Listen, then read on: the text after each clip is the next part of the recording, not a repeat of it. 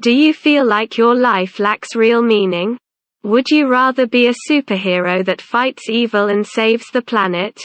If you'd rather do something that actually matters instead of working in a huge company enriching the already rich owners, or make a company of your own and enrich the government that basically spits on you while you're carrying all the weight and responsibility of keeping it afloat, you've stumbled upon the right video. At the current phase, we the ever-so-smart humans are polluting this Garden of Eden of ours with multiple toxic chemicals so efficiently that our grandchildren won't probably be able to breathe right. We're boosting all kinds of deformities and scarcities of natural goods just to have a shitty day job we don't really even enjoy going to every day. Have you heard about microplastic? How it's in everything we eat. Well, that's a cute way to diminish the plastic bags and packaging floating on the sea, laying on the sidewalk and forests, into something you don't even see.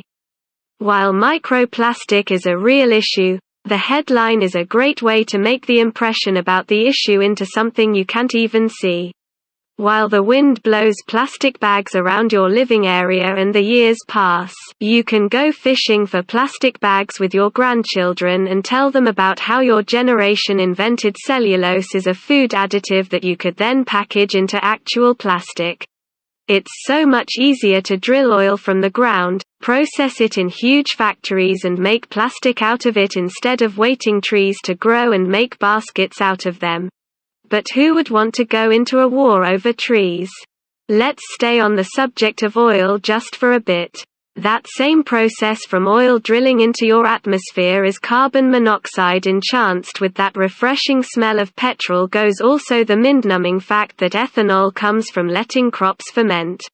And while we're driving these cool cars that we have and live in these cool cement caves we so love looking at, we're covering the whole planet's surface with them.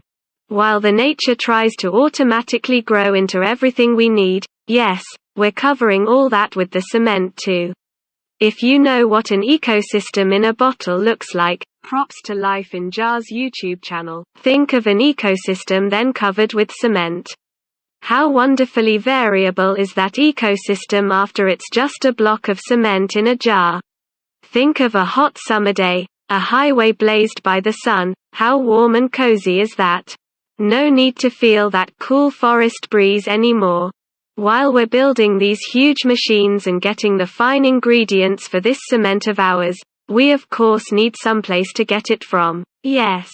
The nature just doesn't provide the goods we need to destroy it on its own. We have to do insane amounts of manual labor like blowing up mountains, blowing huge holes into the ground, and to do all this we need a gazillion gigatons of energy. What greener way to produce it than the ever-green glowing uranium? To obtain this uranium we again need to do more of this mining because everyone loves to see and hear a mining operation on their backyard and having their local lake the children use to swim in, covered in industrial solvents and traces of radioactive matter.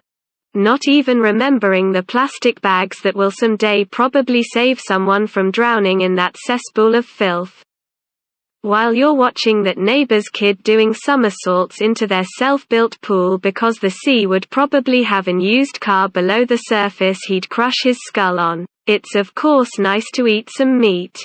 Yes, meat. Why, you ask? Why not that incredible Whopper that tastes almost like meat if you'd eat it out of an undead being's armpit without cooking it? Well, because that stuff is made out of palm oil and soy protein. Those two very fine inventions of ours are main causes of the global deforestation that is estimated to be near 2 million hectares a year. At the same time we could have a moose pooping out fertilizer to grow more forest and grow into food without any work required from us. Even cows used to live without humans needing to feed them or shovel their manure or pump them full of antibiotics that oh so easily are produced by themselves. Just let the meat grow and eat wild meat produced for free by the ever-loving Mother Nature, basically offering its meat tube tiddly on our faces. Destroying the planet is hard work. While we need to produce shops full of smartphones for everyone, Some companies do hard work destroying all the millions of unsold ones every year.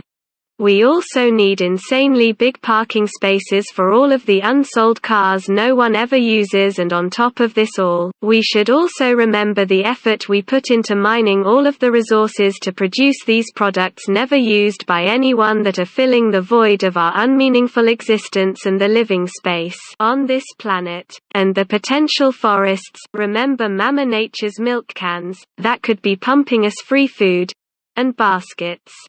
If all of the overproduction would be cut from the work hours you do, your workday would be somewhat half of what it is now, and your pay would be bigger than what it is now because the money spent for the resources of the excess products would be saved.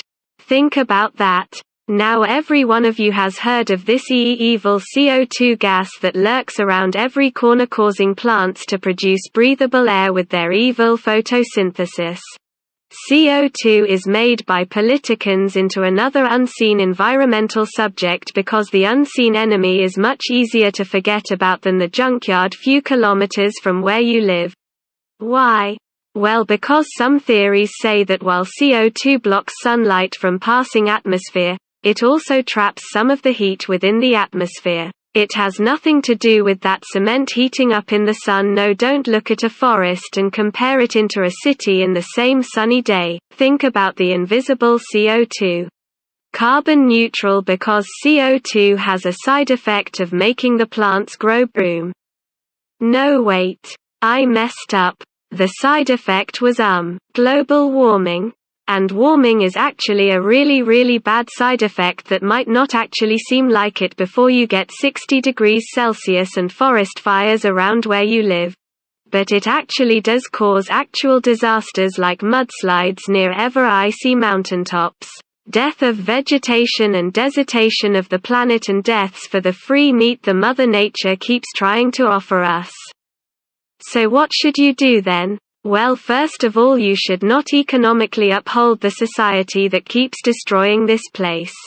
Second, you shouldn't buy into their unseen threats that no one can see and you won't even think about after the 15 minutes they talk of it in the nature program, about the ever-distant nature you don't even live in or ever go to because food comes from the factory and kids like to play inside. And third, you shouldn't yourself even if getting rid of humans seems like a really easy way to save this planet at the moment. No. You should become a superhero. Be a part of the local ecoactivism. Imagine yourself back to fishing with your grandson. But this time there's no plastic bags but something the ancient tribes used to call fish in the sea. Imagine yourself telling him about how you refused to move out of the way when a busy planet destroyer in his truck was trying to go provide resources for the local factory so they could poop out some more cement on the surface of our paradise.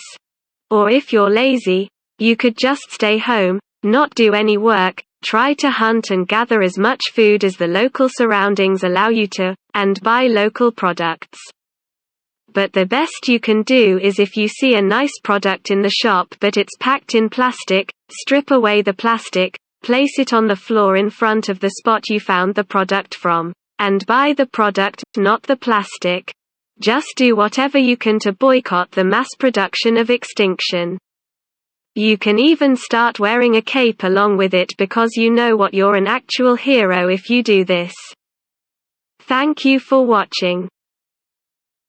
And think about the cape.